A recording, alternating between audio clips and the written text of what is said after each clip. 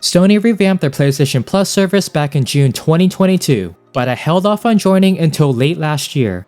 Today, I'll talk about the different plans, benefits of each one, and which membership is the best value, so let's get into it. Okay, the last time I had a PS Plus subscription was back when it was a single package. It was priced at $60 a year, but I normally got it on sale for about 50% off. Now, PS Plus offers 3 tiers: Essential, Extra, and Premium. The Essential plan will cost you $80 a year or $10 per month, and it's basically the old plan, which gave you cloud storage, online multiplayer, and monthly games. The next plan, Extra, costs $135 per year or $15 a month. You'll have access to hundreds of games from the game catalog and Ubisoft classics. And the highest plan, Premium, will cost you $160 a year or $18 per month. This plan includes cloud streaming, game trials, classics catalog, and even movies from the Sony Pictures catalog. Do note that each tier builds on the previous one. So Extra comes with the same benefits from Essential, and Premium has the same ones from Extra and Essential. I got the Premium plan at a discount during Black Friday, but I have used some websites like CD Keys to save some money on PlayStation gift cards. I haven't had any issues with it, and the gift cards can be used for PS Plus or the PS Store. I'll be sure to link the websites I mentioned in the description box below. Alright, on the Welcome Hub, you'll see the PS Plus icon to the far left, regardless if you're subscribed or not. We have 4 tabs along the top from Latest, Benefits, Collections, and Games. It's similar to the PS Store. Latest will give you a brief overview like the latest games, trending games, best from PlayStation, and more. The Benefits tab will show you what's included in your plan, but I'll talk more about this later. Collections organize the games by different categories like PS5 Essentials, Co-op, Franchises, Genres, and Classic PlayStation games. The last tab shows you every game that's available to download or stream. It's a long list, but I'll scroll down a bit so you can get an idea of what's included.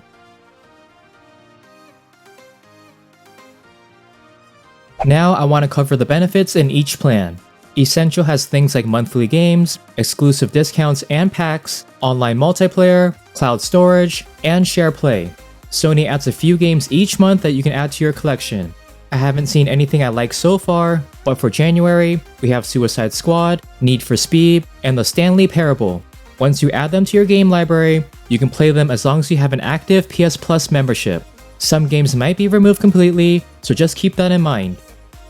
Unfortunately, playing online is a paid feature nowadays, so if you play games like Call of Duty, Baldur's Gate, or Party Animals, you will need to have the Essential plan or just get a PC. The most important one for me is cloud storage, which allows you to upload your PS5 and PS4 game saves to the cloud. There's 100 gigs available, and your game saves will automatically upload if you enable it, and they'll sync across your consoles and be accessible through game streaming. It's super convenient instead of manually backing them up to an external drive. Extra gives you all the benefits I mentioned earlier, plus 2 new ones, Game Catalog and Ubisoft Classics.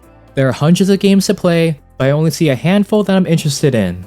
There's God of War, Sonic, The Last of Us, Dragon Ball Z, and Spider-Man. Ubisoft Classics has their popular games from Rainbow Six, Assassin's Creed, and Far Cry. Games are added on a regular basis, but when you see one you like, let's say Dead by Daylight, you have a PS Plus icon next to the download button. Again, once you add them to your library, you can continue playing them with an active plan, or if it's still available on PS Plus. For $135 a year, even if you play 2 or 3 games, it's still cheaper than buying the game separately. And for the top plan, Premium, you get everything I talked about, plus a few more features like game trials, classics catalog, and cloud streaming. Game trials lets you try a game before you buy it. There's a decent selection from Alan Wake 2, to Black Myth Wukong, to Spider-Man 2, and the trial length depends on the game. Cyberpunk 2077, for example, is 5 hours, Funko Fusion is 2 hours, and Hogwarts Legacy is only 45 minutes. I think game trials should be free and available for every new game. If you do decide to buy the game, your game save will carry over, and you can continue where you left off. The Classics catalog contains the top games from PS1, PS2, PS3, and even the PSP. There are also some remasters mixed in here as well. For the PS1, we have games like Legend of Mana, Tekken 2, and Twisted Metal. PS2 has games like Ratchet & Clank, Jak and Daxter, and Sly Cooper. For PS3, there's Resistance, Heavenly Sword, and Hot Shots Golf. And here are all the PSP games.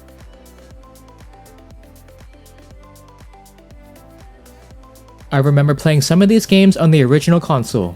It's a nice selection of classics, but I want to see some games like Kingdom Hearts and Final Fantasy XIII. I noticed that if the icon says PS5 or PS4, then you can download the game, and if it doesn't, then it's only for streaming, which takes us to the next benefit, cloud streaming. Instead of waiting for a game to download, you can stream it from the cloud and start playing within a matter of minutes. Also, it won't take up any storage. I'll stream a few games so you can see how they look. I'll start with God of War Ragnarok. All I do is select stream, wait a little,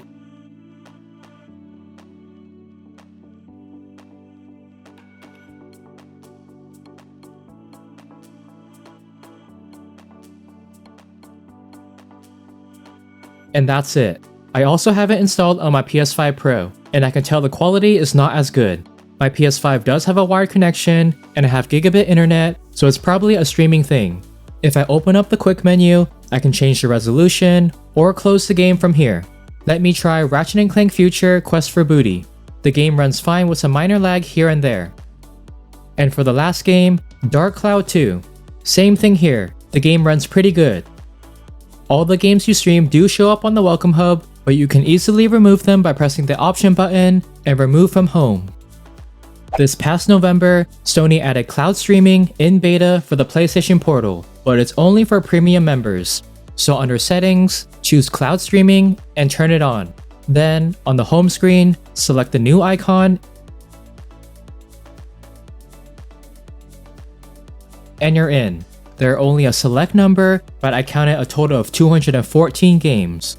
I noticed that the game artwork looks a little blurry too. The process is very similar to the PS5. Select a game and wait.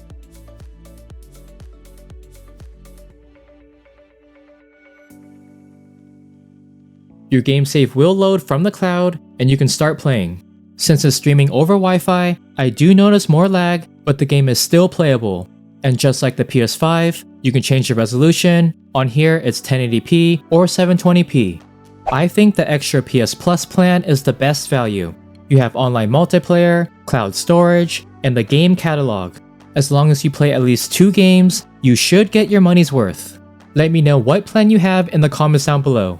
Thanks for watching, and if you haven't already, please like, subscribe, and hit the bell so you'll be notified when I post new videos. And I'll catch you guys in the next one. Bye!